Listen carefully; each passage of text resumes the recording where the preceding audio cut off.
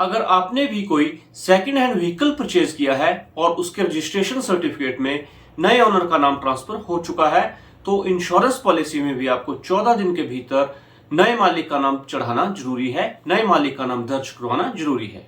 अगर आप 14 दिन के भीतर इंश्योरेंस पॉलिसी में नए मालिक का नाम दर्ज नहीं करवाते हैं तो इंश्योरेंस कंपनी आपका क्लेम भी रिजेक्ट कर सकती है।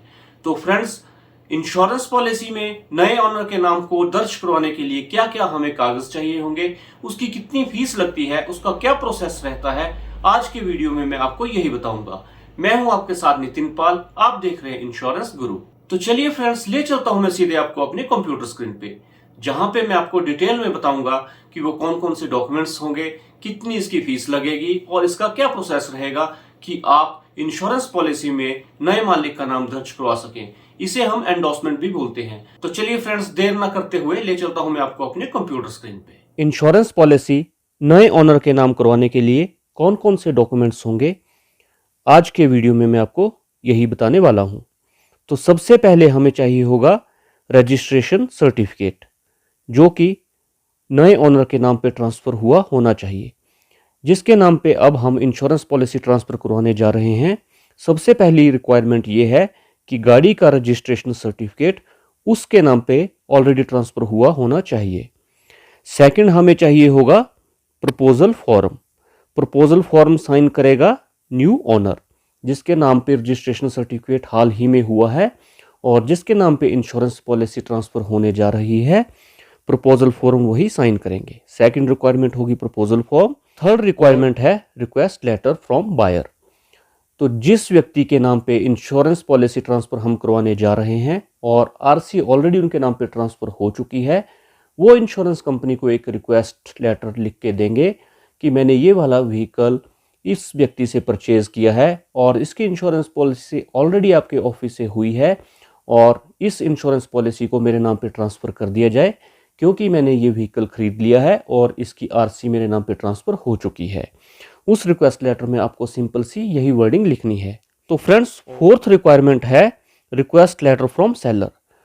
तो फ्रेंड्स, जिस व्यक्ति ने व्हीकल बेचा है वो इंश्योरेंस कंपनी को एक रिक्वेस्ट लेटर देगा कि मैंने अपना व्हीकल इस पर्सन को बेच दिया है और इंश्योरेंस पॉलिसी उस नाम पे ट्रांसफ़र कर दी जाए। मुझे उसमें कोई भी ऑब्जेक्शन नहीं है, क्योंकि आरसी जो है उसके नाम पे ऑलरेडी ट्रांसफ़र हो चुकी है। तो फ्रेंड्स, एक रिक्वेस्ट लेटर सेलर की तरफ से भी लगेगा। तो फ्रेंड्स, फिफ्थ रिक्वायरमेंट है इंश्योरेंस पॉलिसी। जिस व्हीकल की हम इंश्योरेंस पॉलिसी न्यू ओनर के नाम पे ट्रांसफ़र करवाने जा रहे हैं, उस व्हीकल की हमें इंश्योरेंस पॉलिसी की कॉपी भी इसके साथ अटैच करनी पड़ेगी। तो फ्रेंड्स, ये टोटल 5 डॉक्यूमेंट्स हैं जो मेनली हमें चाहिए होते हैं एक व्हीकल की इंश्योरेंस पॉलिसी को नए नाम पे ट्रांसफ़र करवाने के लिए। तो फ्रेंड्स, इसके साथ साथ आपको नो क्लेम बोनस का भी एक क्लॉज होता है। तो फ्रेंड्स, नो क्लेम बोनस जो होता है वो प्रीवियस ओनर का होता है। जब आप एक इंश्योरेंस पॉलिसी को नए ओनर के नाम पे ट्रांसफ़र करवा रहे होते हैं तो प्रीवियस इंश्योरेंस पॉलिसी में जो नो क्लेम बोनस होगा वो नए ओनर को इंश्योरेंस कंपनी में डिपॉजिट करवाना पड़ता है। आप अपनी इंश्योरेंस पॉलिसी में देख सकते हैं कि वो 20% है, 25% है, या फिर 35, 45 या फिर 50%। वो जितना भी होगा वो आपको इंश्योरेंस ऑफिस में जमा करवाना पड़ेगा। उसके बाद आपकी इंश्योरेंस पॉलिसी नए नाम पे ट्रांसफ़र होगी। उसके बाद फ्रेंड्स, बात करते हैं ट्रांसफ़र फीस की। तो ट्रांसफ़र फीस नॉर्मली जो है वो 50 रुपये होती है और इसके ऊपर जीएसटी लगता है, जो कि टोटल 9 रुपये होता है। टोटल ट्रांसफ़र फीस 59 रुपीज़ होती है। अगर प्रीवियस इंश्योरेंस पॉलिसी में नो क्लेम बोनस नहीं है तो 59 रुपीज़ में आपकी इंश्योरेंस पॉलिसी ट्रांसफ़र हो जाएगी।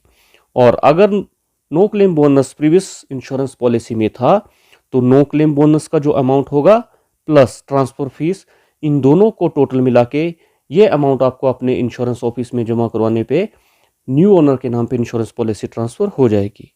अब आगे बात करते हैं टाइम पीरियड। तो फ्रेंड्स, आरसी ट्रांसफ़र होने के विद इन 14 डेज हम इंश्योरेंस पॉलिसी को अपने नाम पे करवा सकते हैं विदाउट एनी इंस्पेक्शन। तो फ्रेंड्स, क्योंकि ये वाला क्वेश्चन मुझे कई बार पूछा गया कि अगर 14 दिन के भीतर हम इंश्योरेंस पॉलिसी ट्रांसफ़र नहीं करवाते हैं तो क्या इंश्योरेंस पॉलिसी हमारे नाम पे ट्रांसफ़र कभी नहीं होगी। तो ऐसा नहीं है। तो फ्रेंड्स, यहाँ पे मैं आपको ये चीज़ क्लियर करना चाहता हूँ कि विद इन 14 डेज अगर आप इंश्योरेंस कंपनी को न्यू ओनर के नाम पे इंश्योरेंस पॉलिसी ट्रांसफ़र करने के लिए रिक्वेस्ट करते हो तो विदाउट इंस्पेक्शन भी आपकी इंश्योरेंस पॉलिसी आपके नए नाम पे ट्रांसफ़र हो जाएगी। और अगर आप 14 दिन के बाद इंश्योरेंस पॉलिसी को ट्रांसफ़र कराने के लिए अप्लाई करते हो तो आपके व्हीकल की जो है वो इंस्पेक्शन होगी और इंस्पेक्शन होने के बाद आपका व्हीकल नए नाम पे ट्रांसफ़र हो जाएगा। तो फ्रेंड्स, ये शर्तें होती हैं, जो ये टर्म एंड कंडीशंस हैं जो मैं लास्ट में अभी आपको बता रहा हूँ।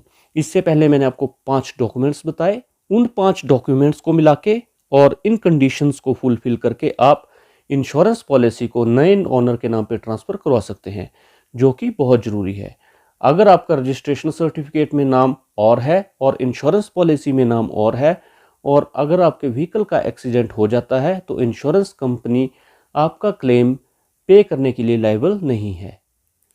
रजिस्ट्रेशन सर्टिफिकेट नए ओनर के नाम पे ट्रांसफ़र होने के 14 दिन तक अगर आपकी इंश्योरेंस पॉलिसी और रजिस्ट्रेशन सर्टिफिकेट में नाम अलग अलग हैं तो भी आपका व्हीकल इंश्योर्ड रहेगा।